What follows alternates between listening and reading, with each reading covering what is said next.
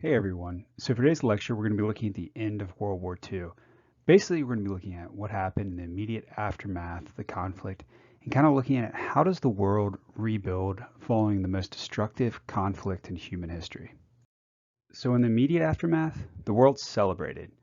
In VE Day in May of 1945, the countries around the world celebrated the victory over fascist Germany. And then on VJ Day in August of 1945, countries around the world celebrated the victory over Imperial Japan.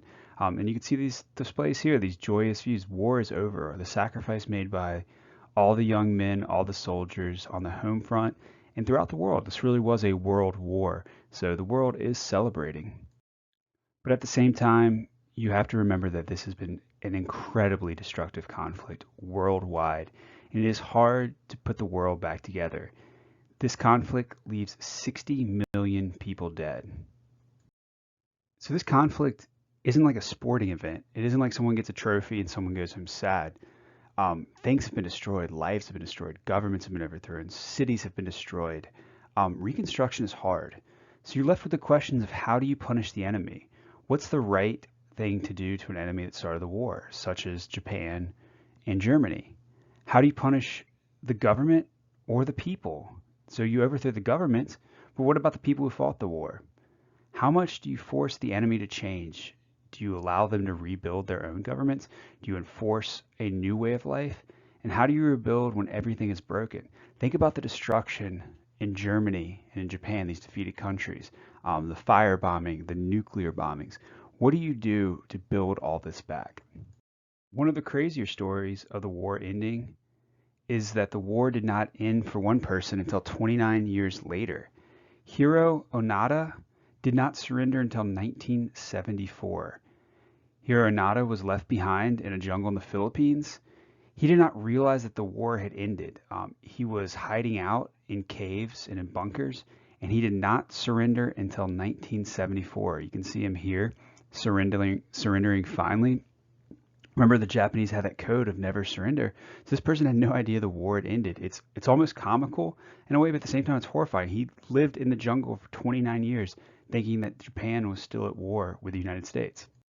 Society set out to try to reestablish social rules in areas all over the world, but in France in particular, where the France had been occupied by the Nazis.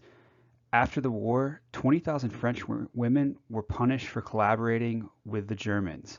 So that is, they were having relationships with the Germans, working with the Germans in some way. And the mobs shaved their heads and humiliated them in public. So you can see this here, a woman having her head shaved for having collaborated with the Germans while living in Nazi-occupied France. So the idea here is they're trying to punish people who help the enemy, but also reestablish social order. In the aftermath, the victorious countries decided to punish the evildoers of that conflict. In the last lecture, we talked about the atrocities of World War II. We also talked about the Nuremberg trials. You can see here, this is a picture of a Nazi who has been charged with crimes against humanity and is getting ready to get put to death by firing squad. So the idea here is that it wasn't just war, that this had gone farther, that what the Nazis had done, what the Japanese had done in their treatment of prisoners of war, of Jews, of undesirables, went farther than the usual conflict, and that there would be punishment for the people that had done this. Think about what it must have been like to try to pick up the pieces in those defeated countries. Think about the fire bombings of Tokyo, the atomic weapons in Hiroshima and Nagasaki, the firebombing in Dresden, the absolute destruction of the European continent in certain areas. How do you begin to pick up the pieces? So people had to actually get after the war and kind of come together and figure out what they were going to do. Here's makeshift housing outside of Tokyo. People are using old, burned out buses to live in. There's nowhere else to go. The city, for the most part, has been destroyed. So people are boarding up windows and using buses that have been caught on fire as houses. So you have to think, in the aftermath of the war, it just doesn't go back immediately to the way it was. You have to rebuild. You have to begin to create new relationships. This is a picture of children who have been orphaned from the war. So think about that. Obviously, children are living in these areas too. Who's going to take care of these kids? Their parents have been killed. Their society has been destroyed. What's going to happen to them? So you can see here nuns who run an orphanage taking care of these children, but there's orphans. There's people everywhere that don't have a home. So you have to begin to build new relationships, create these new relationships. So in the aftermath, borders are redrawn, countries are remade, new countries come into existence. And so people are forced to find where they belong. Where do you belong in the aftermath of all this? If you live in a new country that didn't exist before, where do you go? And so you see this here with 12 million Sudeten Germans leaving Czechoslovakia. That is, they're fleeing the Red Army and trying to leave. They were Germans who had settled in Czechoslovakia, and now they're leaving. And you can see the aftermath of that, how difficult it is when 1 million of those 12 million died leaving. They don't have a homeland. One of the biggest aspects of this too, of course, was the Holocaust, was the crimes that had been committed against the Jews. And in 1948, as a result of this, is the state of Israel was created in the Middle East as a homeland for the Jews. The idea is that the Jewish people needed their own state in order to protect themselves. They cannot trust the people of Europe. They can't trust anywhere because of what had happened. So the state of Israel is created in 1948. Also in the aftermath of war, there's a shift of power.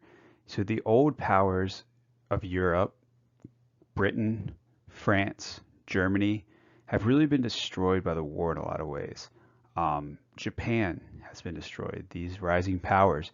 And so there's a really kind of a change in the global balance of power to where these old powers who had fought themselves are no longer ever going to be as powerful as they once were. But what you will see is that the victors in World War II, in particular the United States and the Soviet Union, will become world superpowers. So after Germany is defeated, Europe is occupied following the war. And what happens is the Soviet Union occupies most of Eastern and Central Europe. Remember, they had pushed the Nazis back into Berlin and sacked Berlin. And what they do is they occupy that territory that they had pushed through, that they pushed the German army through. So this includes Poland, Czechoslovakia, all these areas of Eastern Europe. You can see the boundary there and the area controlled by the Soviet Union. Germany itself is actually divided into two countries. So what happens is you have the east part of Germany, which is known as East Germany, occupied by the Soviet Union. So this is the communist area. This becomes a communist country. West Germany is occupied by the Allies, the United States, France, and Great Britain. And they are the democratic side. So in the immediate aftermath of war, two countries rise out of what used to be Germany, East Germany and West Germany. So as Germany becomes divided between democratic nations and the communist Soviet Union, it is becoming clear that there are going to be a conflict between these two ideologies. And so the future Cold War between the United States and the Soviet Union is already set at the end of World War II. In particular, Europe is already divided down the line between communist-occupied East Europe and the Soviet Union and a democratic Western Europe. And so this is going to play out over the next 50 years, a conflict between the United States and the Soviet Union. In Western Europe, the United States decides to do something radically different and learn the lessons of the First World War. So rather than punish Germany, rather than punish the people they had fought against, the United States comes up with what is known as the Marshall Plan. The Marshall Plan was named after Secretary of State George Marshall and was proposed in 1947. Basically what this does is the United States provided more than $15 billion to help finance rebuilding efforts in Western Europe. So the idea is they're going to rebuild the countries. They are going to help them out of war, help the devastation of these countries, rather than try to punish the Germans or something as it happened with the Treaty of Versailles. Another reason behind the Marshall Plan is to stop the spread of communism. They do not want to see the Soviet Union continue to expand through Germany, through the rest of Europe. Remember, they had just defeated a totalitarian dictator in Nazi Germany, and they do not want to see the rest of the continent fall into the hands of the Soviet Union. So the Marshall Plan is a rebuilding effort, but it also is to stop the spread of communism. The United States also does a similar thing with the country of Japan. The United States occupied Japan. General Douglas MacArthur, remember, who had been in the Philippines, was put in charge of the country. And what happens is Japan is forced to convert to a democratic government. They, through military rule, say that Japan, you are now going to be a democracy, but we will help you rebuild. So what happens as a result of these rebuilding plans is that the United States gets new allies.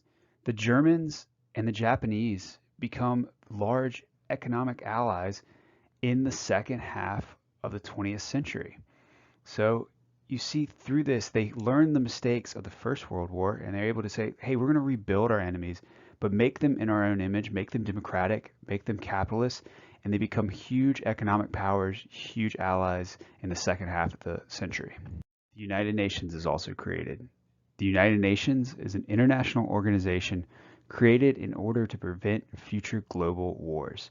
So remember, the idea here is that to fix the lessons of the First World War, we don't want to have these alliances behind people's back that lead us, but we also don't want to have a system where people are trying to expand militarily, as we saw with the Japanese and the Germans. We want to have a system where people can come, discuss things, try to solve problems peacefully. Part of this is that there's a Security Council that makes major decisions, and the U.S. is one of the 5 permanent members of the Security Council. But the world has changed forever. The atomic bombs that were dropped on Hiroshima and Nagasaki left the world in what was a nuclear age. The world was now in an age of the ultimate weapon, and boundaries were being drawn between 2 worldwide superpowers, the United States and the Soviet powers, each with the ability now to destroy the other. So at any moment, the world was one step away from the Cold War becoming a hot war, from becoming destruction. So it is a new world in the aftermath of World War II, but it is a strange and terrifying new world.